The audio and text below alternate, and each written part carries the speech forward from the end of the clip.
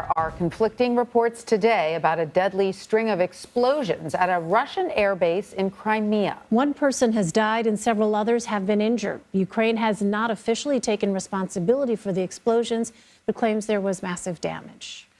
Russian officials say munitions blew up at the base, causing the explosions.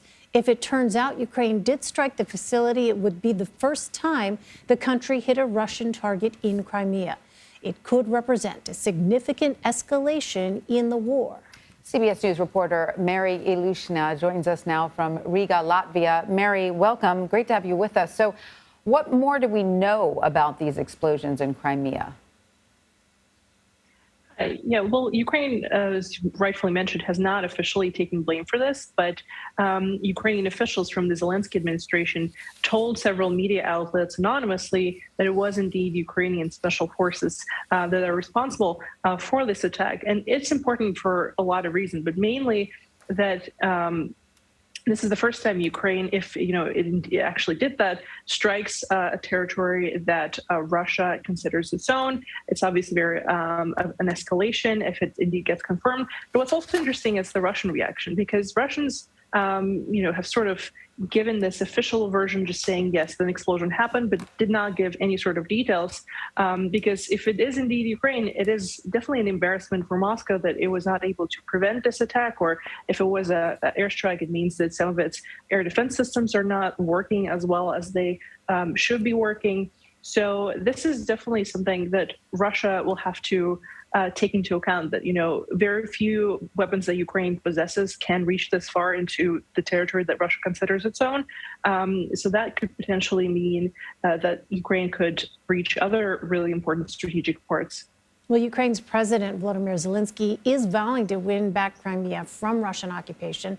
Why is this region so important to him? Well, this is where it all started. In 2014, Russia annexed Crimea from Ukraine.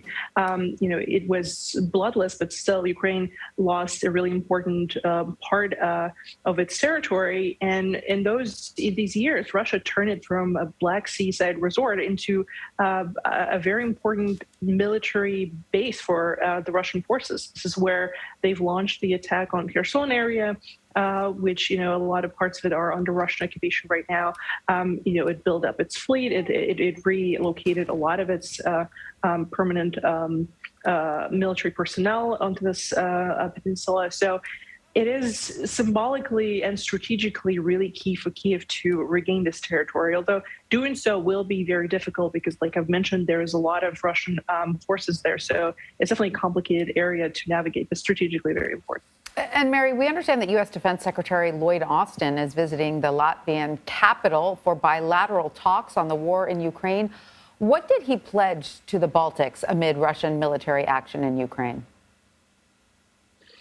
Well, this is a key visit because, a U.S. Defense Secretary has not visited Latvia for nearly 3 decades. So this is really a big deal and just underscores how important sort of Baltics have become to the United States now that Russia's invaded Ukraine. And he promised that the U.S. rotational troops that are stationed here in Latvia, they will be bolstered if there's some sort of threat from Russia coming to Latvia.